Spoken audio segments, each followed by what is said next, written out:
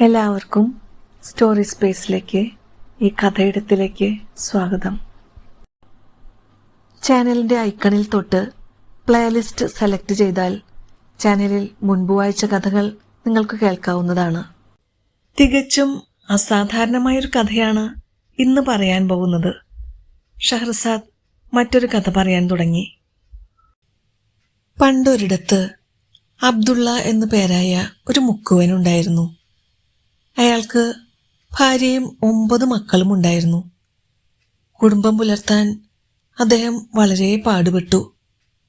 ഒരു വല മാത്രമാണ് ആകെയുള്ള മൂലധനം. എന്നും കടലിൽ പോയി വല വീശും.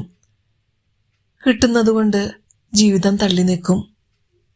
കുറച്ചേ കിട്ടിയുള്ളൂവെങ്കിൽ അത്താഴപ്പട്ടിണിയായി കഴിയും. കൂടുതൽ കിട്ടിയാൽ ആഘോഷിക്കും. നാളത്തേക്ക് കരുതി വയ്ക്കുന്ന പതിവേ ഉണ്ടായിരുന്നില്ല. നാളത്തേക്ക് ആവശ്യമുള്ളത് ദൈവം നാളെ തരും എന്നായിരുന്നു അയാളുടെ പ്രമാണം. അങ്ങനെയിരിക്കെ അവർക്ക് 10ാമതൊരു പുത്രൻ കൂടി ജനിച്ചു. മറ്റ് 9 പേരും ആൺകുട്ടികളായിരുന്നു. ഭാര്യ പറഞ്ഞു, കുടുംബത്തിൽ ഒരാൾ കൂടെയായി. ഇന്നത്തെ ആഹാരത്തിന് ഒന്നുമില്ല. ഞാൻ വല വീശാൻ പോവുകയാണ് എന്ന് പറഞ്ഞ് അബ്ദുള്ള എഴുന്നേറ്റു. ഏറ്റവും ഇളയവന്റെ പേരിൽ ഇന്ന് കടലിലിറങ്ങും. അവന്റെ ഭാഗ്യം എങ്ങനെയെന്നറിയണം. വല തോളിലിട്ട് അബ്ദുള്ള കടൽ തീരത്തേക്ക് നടന്നു. ദൈവമേ, എൻ്റെ മകന്റെ ജീവിതം സുഭിക്ഷമാകണേ. പ്രയാസങ്ങളെ അതിജീവിക്കാൻ അവന് കരുത്തേകണേ എന്ന് പ്രാർത്ഥിച്ചുകൊണ്ട് അബ്ദുള്ള കടലിൽ വലയെറിഞ്ഞു. വല കരയിലേക്ക് വലിച്ചപ്പോൾ അതിൽ മീനിന്റെ പൊടി പോലുമില്ല. നിറയെ മണലും ചെളിയും ചാണകവും മാത്രം. അബ്ദുള്ള അമ്പരന്നു. അല്ലാ, ഭക്ഷണം കരുതാതെയാണോ ഇവനെ ഭൂമിയിലേക്ക് അയച്ചത്? വായും വയറും കൊടുത്ത ദൈവം ഭക്ഷണം കൊടുക്കാതിരിക്കുമോ? അയാൾ 2ാമതും വല വീശി.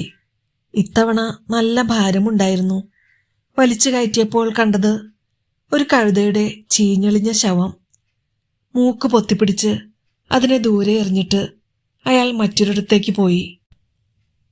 വിഷമത്തോടെ അയാൾ ഭാര്യയെ കുറ്റപ്പെടുത്തി. ആ നശിച്ചവളാണ് ഇതിനെല്ലാം കാരണം. മീൻ പിടിച്ച് ജീവിക്കാൻ സാധ്യമല്ലെന്ന് ഞാൻ എത്രയോ തവണ പറഞ്ഞതാണ്. മറ്റെന്തെങ്കിലും തൊഴിൽ ചെയ്യണം. പക്ഷെ അവൾ സമ്മതിക്കണ്ടേ? പിള്ളേരുടെ അച്ഛൻ നിരാശപ്പെടരുത്, അള്ളാഹു തുണയ്ക്കും എന്നാണ് അവൾ പറയാറ്. ചത്ത കഴുതയുടെയും മണലിന്റെയും രൂപത്തിലാണ് ഇപ്പോൾ ദൈവത്തിന്റെ അനുഗ്രഹം.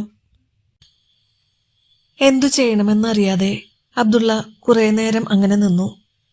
ഒടുവിൽ ദൈവനിന്ദ മനസ്സിൽ വിചാരിച്ചതിൽ പശ്ചാത്തപിച്ച് ഒന്നുകൂടി ഭാഗ്യപരീക്ഷണത്തിന് തുനിഞ്ഞു.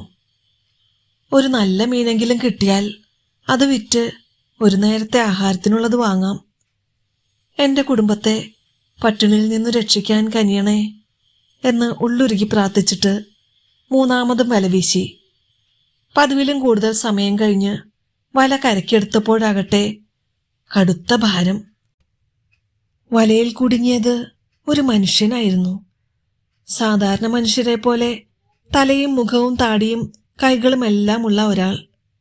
ഉടലിന്റെ താഴ്വശം മത്സ്യത്തിൻ്റേതുപോലെ വാലാണെന്നൊരു വ്യത്യാസം മാത്രം. അതൊരു ഭൂതമായിരിക്കുമെന്ന് അവൻ കരുതി. കൂടുതലൊന്നും ചിന്തിക്കാതെ രക്ഷിക്കണേ, ഭൂതം വരുന്നേ എന്നുറക്കെ പറഞ്ഞ് നിലവിളിച്ചുകൊണ്ട് കടൽ തീരത്തുകൂടി ഓടി. നിൽക്കണേ, ഓടരുത്, വലയിൽ കുടുങ്ങിയ മനുഷ്യൻ വിളിച്ചു പറഞ്ഞു. ഞാൻ ഭൂതവും പ്രേതവും ഒന്നുമല്ല, നിന്നെപ്പോലൊരു മനുഷ്യനാണ്. പേടിക്കാതെ അടുത്തു വരൂ.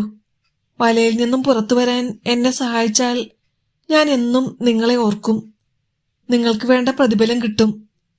അത് കേട്ട് അബ്ദുള്ള തിരിഞ്ഞു നിന്നു. മെല്ലെ അറച്ചറച്ച് വലയെ സമീപിച്ചു. അടുത്തു ചെന്ന് ചോദിച്ചു, നിങ്ങൾ ഭൂതമൊന്നുമല്ലല്ലോ അല്ലേ? ഞാൻ ഭൂതമല്ല, മനുഷ്യനാണ്. അള്ളാഹുവിലും പ്രവാചകനിലും വിശ്വസിക്കുന്നവൻ. ആരാണ് നിങ്ങളെ കടലിലെറിഞ്ഞത്? അബ്ദുള്ള ചോദിച്ചു. ആരും എറിഞ്ഞതല്ല. ഞാൻ ജനിച്ചത് കടലിലാണ്. ആഴിയുടെ അടിത്തട്ടിൽ ജീവിക്കുന്ന അസംഖ്യം മനുഷ്യരിൽ ഒരാളാണ് ഞാൻ. നിങ്ങൾ കരയിൽ ജീവിക്കുന്നത് പോലെ, പക്ഷികൾ ആകാശത്തിൽ കഴിയുന്നത് പോലെ ഞങ്ങൾ കടലിൽ കഴിയുന്നു. അള്ളാഹുവിന്റെ കൽപ്പനകൾ അനുസരിക്കുന്നവരായതുകൊണ്ട് ഭൂമിയിലുള്ളവരുമായി ഞങ്ങൾക്ക് പിണക്കമൊന്നുമില്ല. ഞാനൊരു ഭൂതമായിരുന്നെങ്കിൽ ഈ വലയിൽ നിന്ന് പുറത്തു വരാൻ നിങ്ങളുടെ സഹായം അഭ്യർത്ഥിക്കുമായിരുന്നോ? നിങ്ങളുടെ ഉപജീവനമാർഗമായ വല നശിപ്പിച്ച് കുടുംബത്തെ പട്ടിണിക്കിടാൻ ഞാൻ ആഗ്രഹിക്കുന്നില്ല. അത് കേട്ടപ്പോൾ അബ്ദുള്ളയ്ക്ക് നല്ല ആശ്വാസമായി.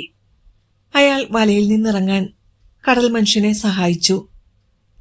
കടൽ മനുഷ്യൻ പറഞ്ഞു, ഞാൻ വെള്ളത്തിൽ നടക്കുമ്പോഴാണ് നിങ്ങളുടെ വലയിൽ അകപ്പെട്ടത്. വിധി നമ്മളെ പരസ്പരം ബന്ധിപ്പിച്ചു. ഈ സ്നേഹബന്ധം തുടരാമെന്ന് നമുക്ക് പ്രതിജ്ഞ ചെയ്യാം. പരസ്പരം സമ്മാനങ്ങൾ കൈമാറാം. ദിവസവും ഭൂമിയിലെ കുറെ പഴങ്ങളുമായി മുന്തിരി, തണ്ണിമത്തൻ, വാഴപ്പഴം, മാതളം, ഈന്തപ്പഴം മുതലായവയെല്ലാം ഇവിടെ വരണം. പകരം ഞാൻ സമുദ്രത്തിലെ പഴങ്ങൾ, മുത്ത്, പവിഴം, മരതകം, രത്നം മുതലായവ കൊണ്ടുവരാം. നിങ്ങൾ കൊണ്ടുവരുന്ന കുട്ട നിറയെ ഞാനും തരാം. സമ്മതമാണോ? അത് കേട്ടപ്പോൾ മുക്കുവൻ സന്തോഷം കൊണ്ട് തുള്ളിച്ചാടി. ആർക്കാണിത് സമ്മതമാവാത്തത്? ആദ്യം നമുക്ക് ഇത് കരാറാക്കാം. രണ്ടുപേരും ഖുറാനിലെ ആദ്യ അധ്യായം ഉറക്കെ ചൊല്ലി. അതിനുശേഷം മാത്രമാണ് അബ്ദുള്ള കടൽ മനുഷ്യനെ വലയിൽ നിന്ന് മോചിപ്പിച്ചത്. എന്താണ് നിങ്ങളുടെ പേര്? മുക്കുവൻ ചോദിച്ചു. എന്റെ പേര് അബ്ദുള്ള എന്നാണ്. നിങ്ങൾ രാവിലെ ഇവിടെ വരുമ്പോൾ എന്നെ കണ്ടില്ലെങ്കിൽ പേര് പറഞ്ഞു വിളിച്ചാൽ ഉടൻ ഞാൻ എത്തും. നിങ്ങളുടെ പേരെന്താണ് സഹോദര? എന്റെ പേരും അബ്ദുള്ള എന്നാണ്. നിങ്ങൾ കരയിലെ അബ്ദുള്ള, ഞാൻ കടലിലെ അബ്ദുള്ള. പേരുകൊണ്ടും നമ്മൾ സഹോദരന്മാരാണ്. ഒരു നിമിഷം നിൽക്കൂ, ഞാനൊരു സമ്മാനം കൊണ്ടുവരാം എന്ന് പറഞ്ഞ് അയാൾ വെള്ളത്തിൽ ചാടി മറഞ്ഞു. കുറെ നേരമായിട്ടും അയാളെ കാണാതെ അബ്ദുള്ള വിഷമിച്ചു. ഓ, തുറന്നു വിട്ടത് തെറ്റായി. അയാളിനി വന്നില്ലെങ്കിലോ? എന്നെ പറ്റിച്ചതാകാനാണ് വഴി. അയാളെ പിടികൂടി നഗരത്തിൽ കൊണ്ടു നടന്ന് പ്രദർശിപ്പിച്ചിരുന്നെങ്കിൽ എനിക്ക് ജീവിക്കാനുള്ള വക കിട്ടിയേനെ. വിഡ്ഢിയായ മുക്കുവാ, നിന്റെ വലയിലെ മീൻ കടന്നു കളഞ്ഞു എന്ന് തന്നെത്താൻ കുറ്റപ്പെടുത്തി. അതിനിടയിൽ കടലിലെ അബ്ദുള്ള തിരകൾക്ക് മുകളിൽ പ്രത്യക്ഷപ്പെട്ടു. അയാളുടെ 2 കൈകൾ നിറയെ മുത്തും പവിഴവും രത്നങ്ങളും ഉണ്ടായിരുന്നു. അതു സ്നേഹിതന് കൊടുത്തിട്ട് അയാൾ പറഞ്ഞു, ഇതെടുത്തോളൂ. തീരെ കുറഞ്ഞുപോയി. പാത്രമില്ലാത്തതുകൊണ്ടാണ്. നാളെ നിങ്ങൾ കൊണ്ടുവരുന്ന കുട്ട നിറയെ കടലിലെ ഫലങ്ങൾ തരാം. രത്നങ്ങളുടെ തിളക്കം കണ്ട് മുക്കുവന്റെ കണ്ണഞ്ചിപ്പോയി. എന്നും രാവിലെ സൂര്യൻ ഉദിക്കുന്നതിന് മുമ്പ് ഇവിടെ വരണം. നമ്മൾ തമ്മിലുള്ള ഉടമ്പടി മറന്നുപോകരുത് എന്ന് പറഞ്ഞിട്ട് കടലിലെ അബ്ദുള്ള മടങ്ങിപ്പോയി. സന്തോഷം കൊണ്ട് മതിമറന്ന മുക്കുവൻ വീട്ടിലേക്ക് പോകുന്ന വഴി തന്നെ എന്നും സഹായിച്ചു പോന്നിട്ടുള്ള റൊട്ടിക്കടയുടമസ്ഥനെ കണ്ടു. സ്നേഹിത, ഭാഗ്യം എനിക്ക് അനുകൂലമായിരിക്കുന്നു. ഞാൻ താങ്കൾക്ക് എത്രയാണ് തരാനുള്ളത്? മുക്കുവൻ ചോദിച്ചു. സ്നേഹിതന്മാർക്കിടയിൽ കണക്ക് പറയേണ്ട ആവശ്യമില്ല. മിച്ചം കാശ് വല്ലതുമുണ്ടെങ്കിൽ തന്നാൽ മതി. ഇല്ലെങ്കിൽ നിങ്ങൾക്ക് ആവശ്യമുള്ള റൊട്ടി കൊണ്ടുപോയിക്കൊള്ളൂ, കടയുടമസ്ഥൻ പറഞ്ഞു. എന്റെ ഇളയ മകൻ ഭാഗ്യമുള്ളവനാണ്. അള്ളാഹു ഞങ്ങളെ അനുഗ്രഹിച്ചു. നിങ്ങളുടെ സന്മനസ്സിന് തക്കതായ പ്രത്യുപകാരം ചെയ്യാൻ എനിക്ക് സാധ്യമല്ല. ഈ ചെറിയ സമ്മാനം സ്വീകരിക്കൂ എന്ന് പറഞ്ഞ് അയാൾ ഒരു പിടി രത്നങ്ങൾ വാരി സ്നേഹിതന് കൊടുത്തു. റൊട്ടിക്കട ഉടമസ്ഥൻ അതുകണ്ട് അമ്പരന്നു. രത്നങ്ങൾ തിരിച്ചു കൊടുത്തിട്ട് ഒരു കൂട നിറയെ റൊട്ടി സ്വയം ചുമന്ന് അബ്ദുള്ളയുടെ വീട്ടിലെത്തിച്ചു. അബ്ദുള്ള ചന്തയിൽ നിന്ന് സാധനങ്ങൾ വാങ്ങിക്കൊണ്ടുവന്ന് കുടുംബത്തിൽ പുതിയ ഒരു അംഗത്തിന്റെ ആഗമനം ആഘോഷിച്ചു. നടന്നതെല്ലാം അബ്ദുള്ള ഭാര്യയോട് പറഞ്ഞു. ഇത് പുറത്താരോടും പറയരുത്, സർക്കാർ അറിഞ്ഞാൽ കുഴപ്പമാണ്, ഭാര്യ ഉപദേശിച്ചു. നമ്മുടെ റൊട്ടിക്കട ഉടമസ്ഥനോട് മാത്രമേ പറഞ്ഞിട്ടുള്ളൂ. ആ സ്നേഹിതനിൽ നിന്നും ഒന്നും മറച്ചുവെക്കാൻ വയ്യ. അടുത്ത പ്രഭാതത്തിൽ ഒരു വലിയ കുട്ട നിറയെ വിവിധതരം പഴങ്ങളുമായി കരയിലെ അബ്ദുള്ള കടൽക്കരയിലേക്ക് പോയി. കുട്ട നിലത്ത് വെച്ചിട്ട് കൈകൊട്ടി വിളിച്ചു, കടലിലെ അബ്ദുള്ള, നിങ്ങൾ അവിടെയുണ്ടോ? ഉടനെ തിരമാലകളുടെ അടിയിൽ നിന്നും മറുപടി വന്നു, കരയിലെ അബ്ദുള്ള, ഞാനിവിടെ ഉണ്ട്. നിമിഷങ്ങൾക്കകം അയാൾ മുകളിലെത്തി കരയ്ക്കു കയറി. സ്നേഹിതന്മാർ പരസ്പരം അഭിവാദ്യം ചെയ്തു. പഴക്കൂടയുമായി കടലിലിറങ്ങി മറഞ്ഞു. അധികം വൈകാതെ മടങ്ങി വന്നപ്പോൾ കൂട നിറയെ രത്നങ്ങളായിരുന്നു. കരയിലെ അബ്ദുള്ള രത്നക്കുട്ടയും തലയിലേന്തി സ്നേഹിതന്റെ വീട്ടിലേക്ക് പോയി. ഇന്ന് ഞാൻ 40 കേക്കുകൾ നിങ്ങളുടെ വീട്ടിലേക്ക് കൊടുത്തയച്ചിട്ടുണ്ട്, റൊട്ടിക്കട ഉടമസ്ഥൻ പറഞ്ഞു. അബ്ദുള്ള നന്ദി പറഞ്ഞിട്ട് 3 പിടി രത്നക്കല്ലുകൾ അയാൾക്കു സമ്മാനിച്ചു. വീട്ടിൽ ചെന്ന് ഏറ്റവും വലിയ കുറെ രത്നങ്ങൾ പൊതിഞ്ഞെടുത്ത് കമ്പോളത്തിലെ രത്നവ്യാപാരിയെ സമീപിച്ചു. ഇതിനെന്തു വില കിട്ടും എന്ന് ചോദിച്ചു. രത്നവ്യാപാരി സംശയത്തോടെ അയാളെ നോക്കി. ഇനിയും ഇത്തരം സാധനങ്ങൾ നിങ്ങളുടെ കൈവശമുണ്ടോ? ഉണ്ട്, വീട്ടിലുണ്ട്, ഒരു കുട്ട നിറയെ കാണും, അയാൾ പറഞ്ഞു. എവിടെയാണ് നിങ്ങളുടെ വീട്? വീടെന്ന് പറയാനൊന്നുമില്ല, ഒരു കൊച്ചു കുടിലാണ്, മീൻചന്തയുടെ അങ്ങേ അറ്റം. ഉടനെ രത്നവ്യാപാരി ഉറക്കെ വിളിച്ചുകൂവി. കള്ളൻ! ഇവനാണ് രാജ്ഞിയുടെ രത്നങ്ങൾ മോഷ്ടിച്ചത്, പിടിയവനെ! ഓടിക്കൂടിയവർ അബ്ദുള്ളയെ പിടിച്ചുകെട്ടി. ചിലർ തല്ലി, ചിലർ ചീത്ത വിളിച്ചു. അബ്ദുള്ള ഒന്നും മിണ്ടിയില്ല. അവർ അവനെ രാജാവിന്റെ മുമ്പാകെ ഹാജരാക്കി. ഇവൻ വലിയ മോഷ്ടാവാണ്. രാജ്ഞിയുടെ നെക്ലസ് മോഷ്ടിച്ച കള്ളൻ ഇവൻ തന്നെയാണ്. തൊണ്ടി സഹിതം പിടികൂടിയതുകൊണ്ട് കുറ്റം സമ്മതിച്ചു. അവന്റെ കയ്യിൽ നിന്നും കിട്ടിയ രത്നങ്ങൾ രാജ്ഞിയെ കാണിച്ചു. രാജ്ഞി അവ പരിശോധിച്ചിട്ട് പറഞ്ഞു, ഇതൊന്നും എന്റേതല്ല. എന്റെ രത്നങ്ങൾ ഇന്നലെ കിട്ടി, പെട്ടിക്കുള്ളിൽ തന്നെ ഉണ്ടായിരുന്നു. നിരപരാധിയായ ഒരു പാവത്തിനെ കള്ളനെന്ന് മുദ്രകുത്തിയതിന് രാജാവ് രത്നവ്യാപാരിയെ ശകാരിച്ച് പറഞ്ഞയച്ചു. അബ്ദുള്ള വിലമതിക്കാനാവാത്ത രത്നങ്ങളുടെ ഉടമസ്ഥനായതെങ്ങനെ എന്ന് രാജാവ് ചോദിച്ചു. ഒരു സ്നേഹിതന്റെ സമ്മാനമാണ്, അബ്ദുള്ള പറഞ്ഞു. കടലിലെ അബ്ദുള്ളയെ സന്ധിച്ചതും അവർ തമ്മിലുള്ള ഉടമ്പടിയും വിവരിച്ചപ്പോൾ രാജാവ് പറഞ്ഞു, അള്ളാഹുവിന്റെ അനുഗ്രഹത്തിന് പരിധിയില്ല. നിങ്ങളുടെ പക്കലുള്ള ധനം സുരക്ഷിതമായി സൂക്ഷിക്കണം. അതിനുള്ള ഒരു മാർഗം ഞാൻ പറയാം. നിങ്ങളെ ഞാൻ എൻ്റെ മന്ത്രിയായി നിയമിക്കാം. എനിക്കൊരു മകളുണ്ട്, വിവാഹപ്രായമായ കന്യക. അവളെ നിങ്ങൾ വിവാഹം കഴിക്കണം. അവിടുത്തെ ഉത്തരവ് പോലെ എന്നായിരുന്നു അബ്ദുള്ളയുടെ മറുപടി. അബ്ദുള്ളയെ ഉടനെ മന്ത്രിയായി നിയമിച്ചു. അന്നുതന്നെ രാജകുമാരിയും അബ്ദുള്ളയും തമ്മിലുള്ള വിവാഹവും നടന്നു. അടുത്ത ദിവസം രാവിലെ പതിവിലും നേരത്തെ ഉണർന്ന രാജാവ് ജനാല വഴി പുറത്തേക്ക് നോക്കിയപ്പോൾ തന്റെ മരുമകൻ അബ്ദുള്ള പഴങ്ങൾ നിറച്ച കുട്ട തലയിലേറ്റി കൊട്ടാരത്തിൽ നിന്ന് ഇറങ്ങിപ്പോകുന്നത് കണ്ടു. എന്താണിത്? നിങ്ങൾ എങ്ങോട്ട് പോകുന്നു? രാജാവ് ചോദിച്ചു. എന്റെ സ്നേഹിതൻ കടലിലെ അബ്ദുള്ളയ്ക്കുള്ള പഴങ്ങളുമായി പോവുകയാണ്, മന്ത്രി പറഞ്ഞു. ഈ വെളുപ്പാൻ കാലത്ത് കൊട്ടാരത്തിൽ നിന്ന് ഇറങ്ങിപ്പോകുന്നത് ശരിയല്ല. എന്റെ മരുമകൻ വെറുമൊരു ചുമട്ടുകാരനെ പോലെ കുട്ട തലയിലെടുത്ത് നടക്കുന്നത് മാനക്കേടാണ്, രാജാവ് പറഞ്ഞു. അതു ശരിയാണ്, പക്ഷേ ഇപ്പോൾ പോയില്ലെങ്കിൽ സ്നേഹിതനെ കാണാനൊക്കൂല.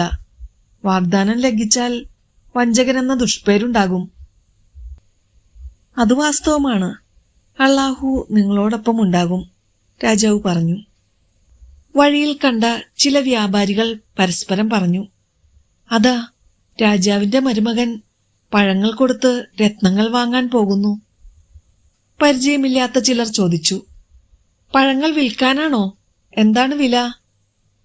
വിറ്റുകഴിഞ്ഞതാണ് എന്നായിരുന്നു അബ്ദുള്ളയുടെ മറുപടി. അന്നും രത്നങ്ങളുമായി മടങ്ങുന്ന വഴി സ്നേഹിതനായ റൊട്ടിക്കട ഉടമസ്ഥനെ അന്വേഷിച്ചു. അബ്ദുള്ളയെ കള്ളനെന്ന് പറഞ്ഞ് പിടിച്ചുകൊണ്ടുപോയ വിവരമറിഞ്ഞ് ദുഃഖിച്ചിരുന്ന സ്നേഹിതൻ അബ്ദുള്ള പറഞ്ഞതെല്ലാം കേട്ട് സന്തോഷിച്ചു. കുട്ടയിലുണ്ടായിരുന്ന രത്നങ്ങൾ അത്രയും അബ്ദുള്ള സ്നേഹിതന് സമ്മാനിച്ചു. ഒഴിഞ്ഞ കുട്ടയുമായി മടങ്ങി വന്ന മരുമകനോട് രാജാവ് ചോദിച്ചു, ഇന്നെന്താ കൂട്ടുകാരൻ പറ്റിച്ചോ?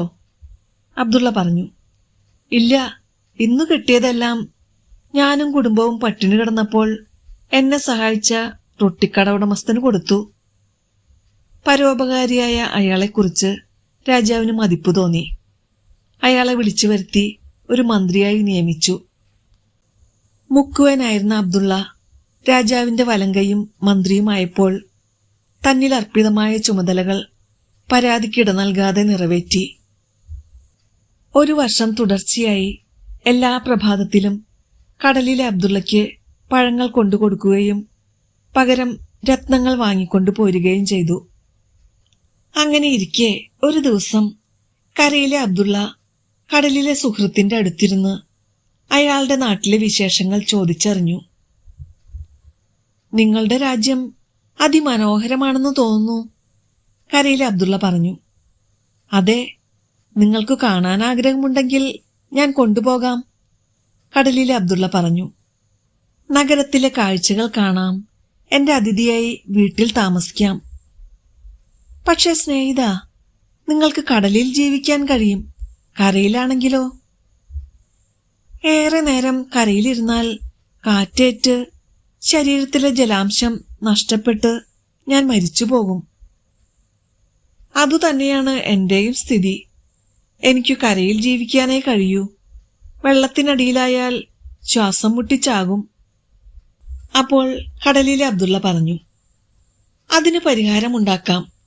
ഞാനൊരു മരുന്ന് കൊണ്ടുവരാം.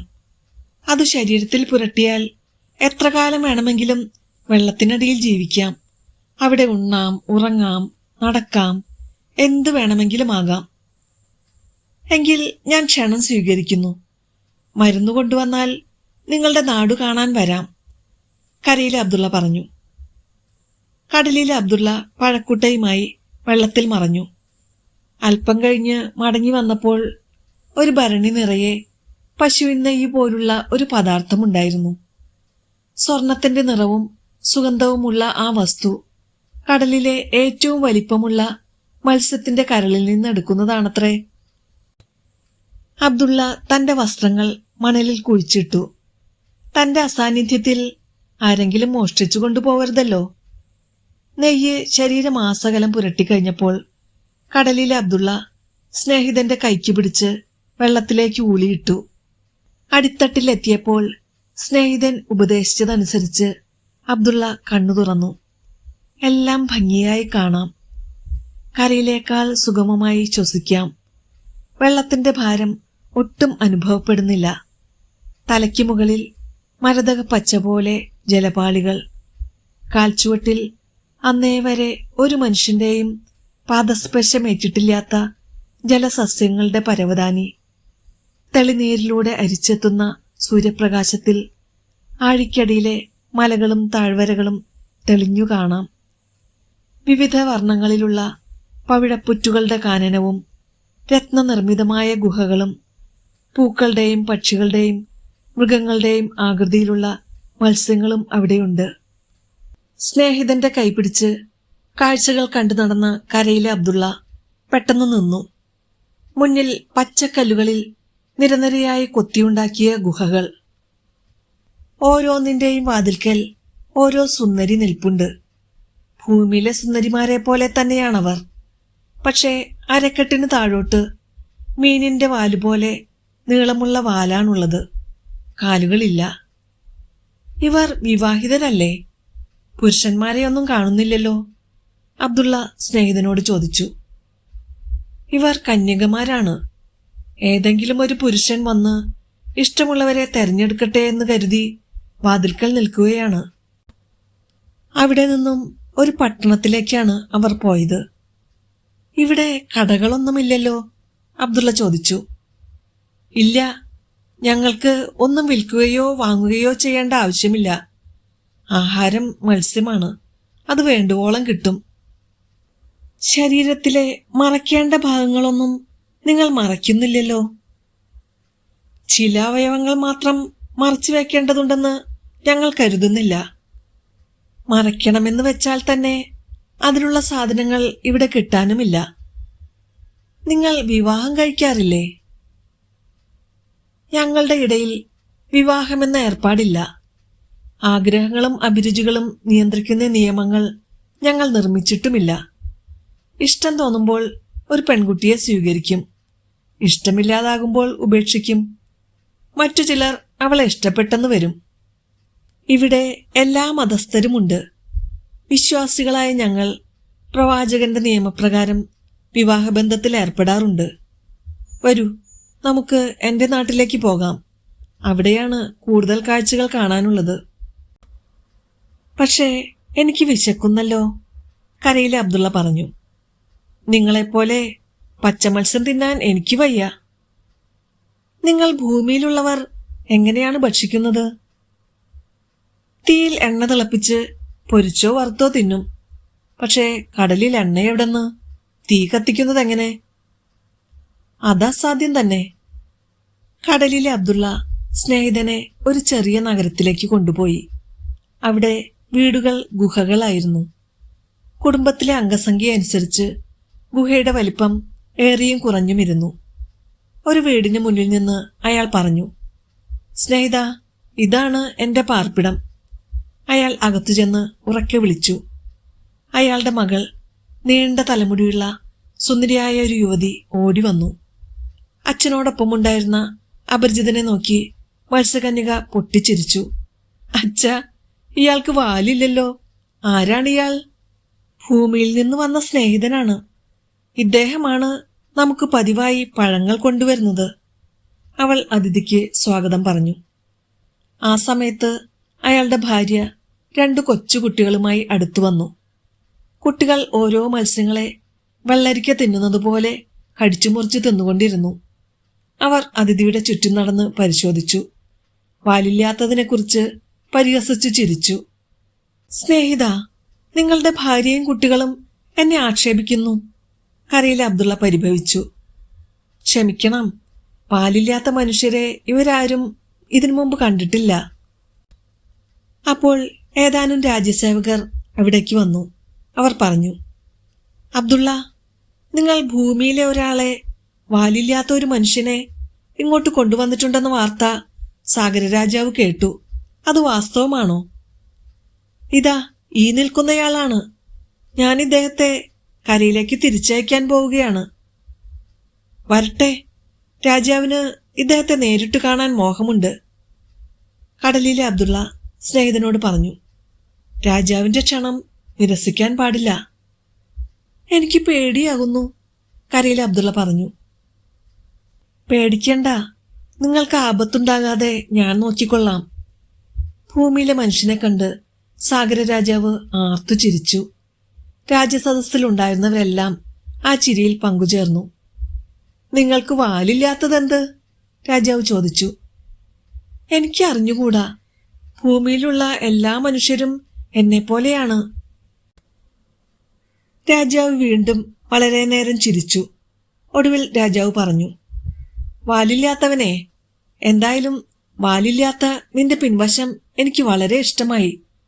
നിങ്ങളുടെ ഏതാഗ്രഹവും ഞാൻ സാധിച്ചു തരാം. എനിക്ക് 2 ആഗ്രഹങ്ങളുണ്ട്. ഒന്നാമതായി, എൻ്റെ വീട്ടിലേക്ക് മടങ്ങാൻ എന്നെ അനുവദിക്കണം. ഇവിടെയുള്ള കുറെ രത്നങ്ങൾ കൂടി കൊണ്ടുപോകാൻ അനുവദിക്കുകയും വേണം. രാജാവ് അനുമതി നൽകി. കടലിൽ നിന്ന് മുത്തും രത്നങ്ങളും ശേഖരിച്ച് കുട്ട നിറച്ച് അബ്ദുള്ള കരയിലെത്തി. കടലിലെ അബ്ദുള്ള യാത്ര പറഞ്ഞു പോയി. കരയിലെ അബ്ദുള്ള മണലിൽ കുഴിച്ചിട്ടിരുന്ന കുപ്പായമെടുത്തു ധരിച്ച് കൊട്ടാരത്തിൽ ചെന്നു. രാജാവ് സന്തോഷത്തോടെ മരുമകനെ സ്വീകരിച്ചു. കടലിനടിയിൽ താൻ കണ്ട കാഴ്ചകളെല്ലാം അബ്ദുള്ള പറഞ്ഞു കേൾപ്പിച്ചപ്പോൾ രാജാവ് ഉപദേശിച്ചു. ഇനിയും നിങ്ങൾ അങ്ങോട്ട് പോകരുതെന്നാണ് എൻ്റെ അഭിപ്രായം. കടലിലെ ചങ്ങാതിയെ കാണുകയും വേണ്ട.